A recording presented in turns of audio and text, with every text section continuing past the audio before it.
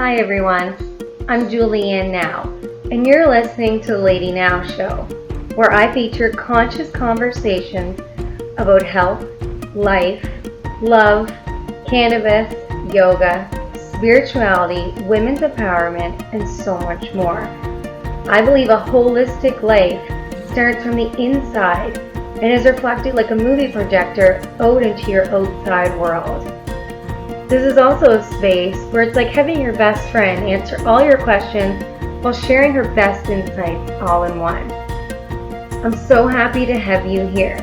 And if you want more free content, mentoring options, or just to reach out and say hi, head to my website at ladynow.com. All right, we're recording again. Okay. So this time, I wanted to talk with you more about chakras because I had you at the retreat with the veterans talking about chakras. I love chakras, obviously, just from being in the yoga world and doing Reiki and learning more about those areas. So maybe you can just go through what a chakra is and maybe explain a little bit about each one of them. So a chakra is essentially a wheel. That is the term for what it is in English. I don't think that's quite the extent of what it means, but you have 7 chakras for sure, potentially more depending on which belief system you subscribe to. And they each represent a different color, but also a different part of your personality. And these chakras are located at different areas of your body.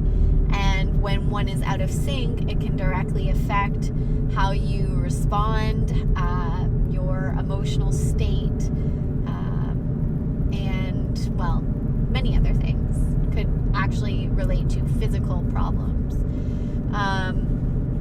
So the first one that I find is the most interesting because I've had a direct experience with it is the root chakra, which is located at the base of your spine. Mm-hmm. And it's a red wheel. And I use that term kind of loosely because I don't believe it necessarily is a wheel. I think it's more a cluster of nerves that's located in your body, as we discussed earlier. Yes, it's more just like a section of cluster. Yeah, I agree with that. It doesn't necessarily mean it's a wheel or a circle or whatever. Right. There's not necessarily energy spinning in a circle outside of your body. Mm-hmm. But yeah. That's a good way to put it. So the root chakra is basically your sense of security. It's when you, it's where your fears, your anxieties may reside, and but also kind of any issues that you have in terms of your. It could be a multitude of things. So sometimes it could be excretory, like that kind of system, but it could also potentially be, not feeling stable. Like more steady. Of an emotional thing than a physical thing. Right. Yes. So when I was first diagnosed with PTSD, I had this direct experience. I did not feel safe. A lot of the time I was constantly anxious about the dangers of the world, and not just ones that are obvious, but things that I was creating in my mind that were my imagination running wild. Yes. So I ended up starting to have some nervous system issues, and as a result I would have shingles. And if you don't know me, I'm quite young, so I shouldn't have had shingles at such a young age. They're usually for people who are much older. And so that's why this one in particular kind of calls to me, because I've had direct experience with it. And my experience has been what I've read in books. You know, so it's not just this imagination that somebody made up somewhere in India, right? Like it actually happened. And so that's why I feel like, you know, if you're not grounded, how could you ever be present? Yeah, exactly. And how would you ever feel safe when you're not present? Right. It's because you're in, like, for me, I was totally in the future. I'm like, well, this could happen, or this, or this, right?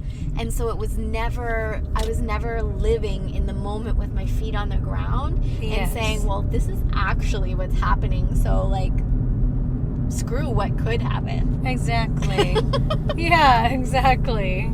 Because nothing is ever, like, really, nothing is ever for sure. No. Which, having said that, I can see why a lot of people would turn to a different substance outside themselves to find that feeling of freedom or presence. Like, I'm going to drink because when I drink, I'm like, oh, whatever, more laid back, screw it, you know? Because when I'm not drinking or using another substance, then I'm in that fight or flight mode. Right. And that doesn't even necessarily have to be substance related. I mean, it could be food even. Yeah. But it could also be something that you do too much. Shopping. Yes. It could be exercise.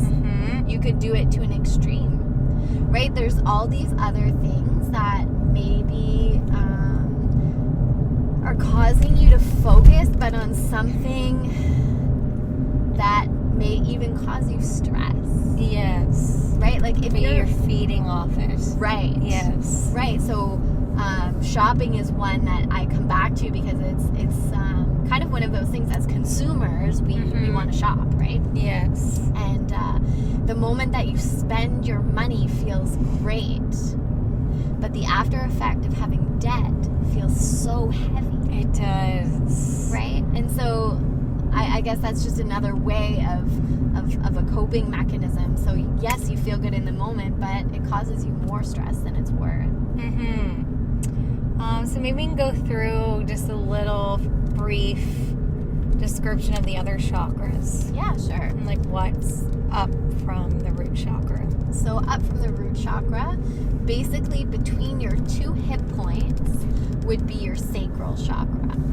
And that's orange in color. It represents fluidity. It represents sexuality. I feel like this would have a lot to do with like women and their periods. Yes. So if there's a woman who has endometriosis. Oh, yes. That would be a good indication that there's some sacral chakra work that needs to be done. And so you can do, like, you can look up poses on the internet. There's various yoga poses that you can do. But also, you know, certain things like being close to water. Or even great. the color itself. The color itself, yeah. Yep, exactly. And then so up from that, you have your you have your solar plexus. So kind of underneath where your ribs meet your sternum. Okay. Kind of up, just up from your belly button. And that's your sense of power, motivation, resilience, strength. You know, that place where you go when you need that oomph, you know? Yes. When you go to the gym, you need that extra push. Yes. And think about how many women are dealing with power struggles right now just in the world. How much energy is being released there for just women in general. Yeah. Yeah, it's just, it's a place where, you know, you can always go to, you forget that it does dwell inside of you, right? It's not anywhere external, it's right there. And then up from there, right at your heart chakra, it's green. Oh, I forgot to say, the solar plexus is yellow. Oh, yes. Green heart, and obviously that's all about love. But it's not just about love in the sense of loving others or loving something. It's also about loving and being compassionate to yourself. Yes, big one. And obviously, there's a lot of people out there who don't know self-love, right? And it's funny, I heard this beautiful quote about it's kind of related, but yeah. You're just as self-centered in depression as when you're a narcissist. Ooh. Because it's still all about you. Yes. Right? That being said, when you're down on yourself and, saying, oh, I'm shit at this, I'm terrible at this, I can't do this, I can't do that, you're being self-centered, but you don't even realize it. And so it's just recognizing how you talk to yourself.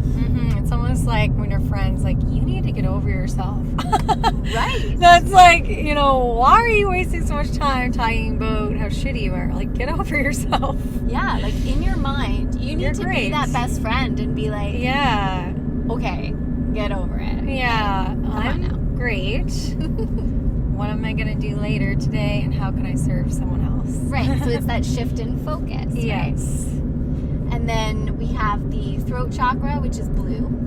That one I've done a lot of work on in my life. So it's all about communication. Yes. And so why don't you share a little bit about what you experienced through your communication? Good one. So I did write a blog on this too. It's just called like my vocal cords or something. I wrote a blog about it. And I did share a video too that was on YouTube for a while that showed the updated version of my vocal cords now, because when I go to my specialist, I've asked them last time to like put the little camera on the end of the cord that they put down through my nose, and they have this system now, whereas before like they could record it and I could see it on the TV, but they actually use their iPhone, and they were able to record on the other end of the cords my vocal cords, and then was able to email it to me like this was like a normal thing. So wow, I was like, so what? Cool. So I'm like sending it to my mom, and I'm like, Mom, look at my vocal cords.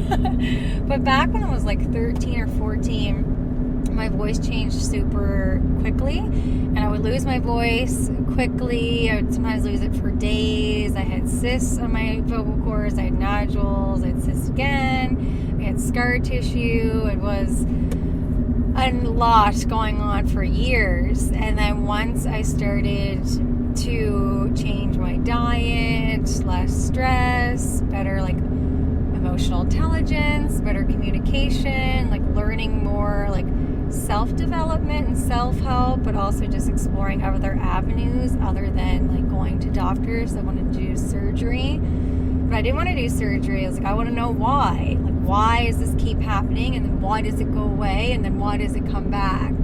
So it took a long time. It's a lot of healers and a lot of changes. And now we'll be 28 this November, and I went in March, and they said it was the best my vocal cords have ever looked since I was 13 or 14. There's no scar tissue at all. There's no cysts. There's no nodules, nothing. And they looked so happy, whereas before they looked so angry looking. So I'm very happy to say that they're a lot clearer. Like, my voice is husky, and I'm okay with that. And sometimes, like, if I'm at a concert, or if I'm up late, or not sleeping as good, my voice won't be as strong, but I don't lose it for days at a time, and I don't get like sore throats all the time. So I'm very grateful for that. Amazing. Yeah, and I think it had a lot to do with just like speaking up for myself, and also like your vocal cords are the area that like you're swallowing. So like, what words are you swallowing and keeping down? Like,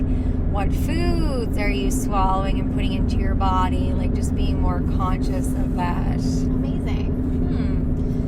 So, yeah, it's all about communication. And it could be too much. Yes. Right? Like, some people communicate too much. Oh, yeah. When I was a preschool teacher, I'd leave being like, I am so tired of talking. I've talked to 24 children, 4 teachers, and I've yelled and laughed and talked all day. Right. I'm like, I think I just talked too much. So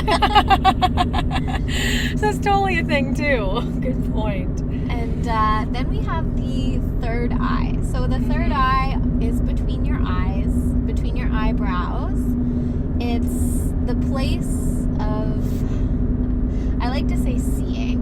Yes. But it's not necessarily an external vision. It could be an internal vision, or listening to that little voice that talks and says, I don't think you should do that, or that is perfect for you. Yeah. Right? So sometimes we hide that too, and we don't listen to it. We think, no, this is my path. I want to go this way. Mm-hmm. But that intuitive voice knows, right? It's connected so much deeper than just to the ego, right? To that you. Yes. It's connected to the world, to your path, to the universe, the journey, where you're going to, and where you are, and what rhythm that's synced to. Mm-hmm. And I think that when you connect to that third eye, that intuition piece, you're really connected to nature, you're connected to everything around you, and you feel the support. And then you have your crown chakra, which is on the top of your head, and it's your direct link to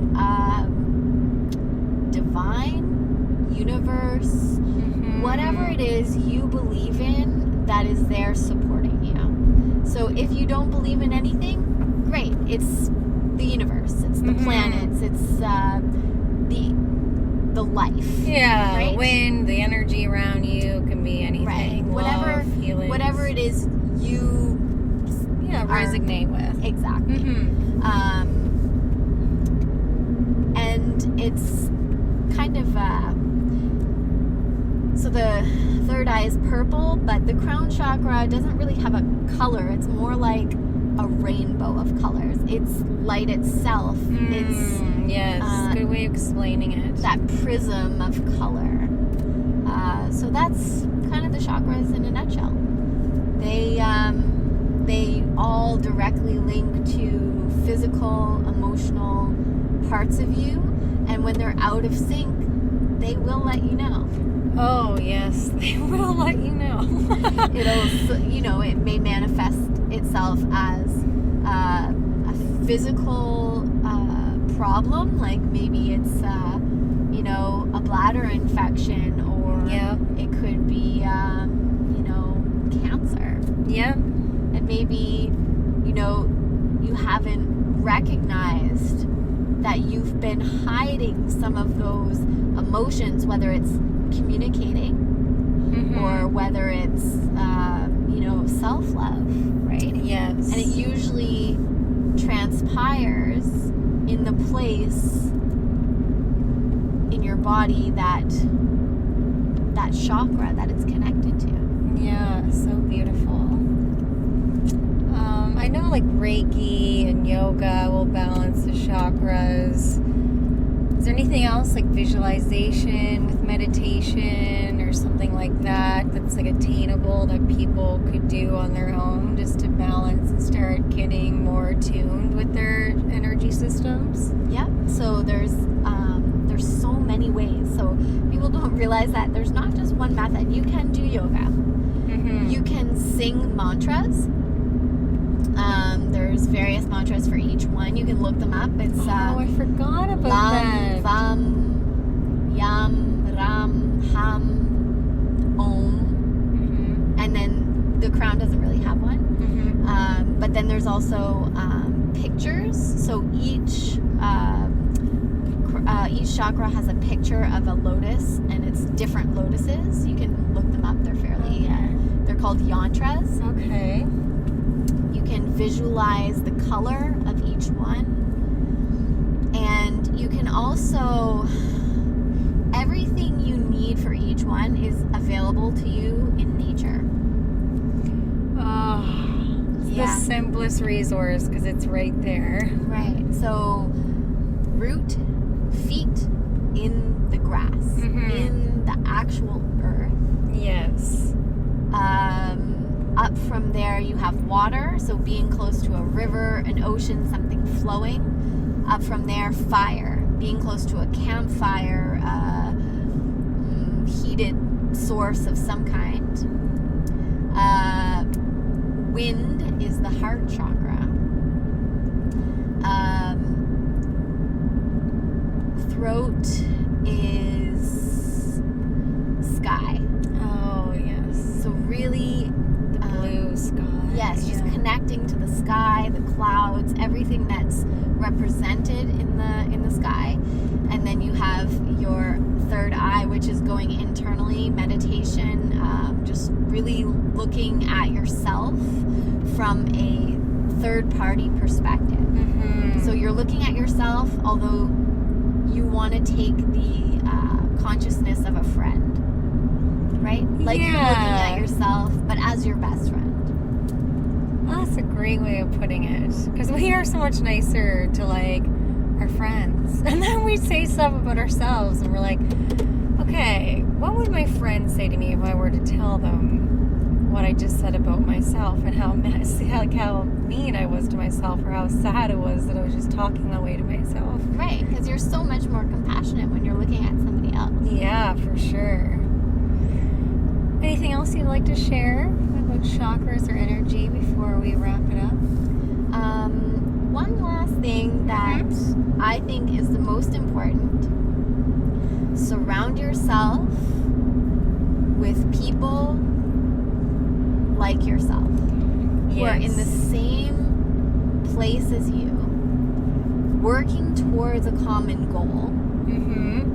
Because that, I feel, when you connect with those people and you're trying to help others, it's the best way to help yourself.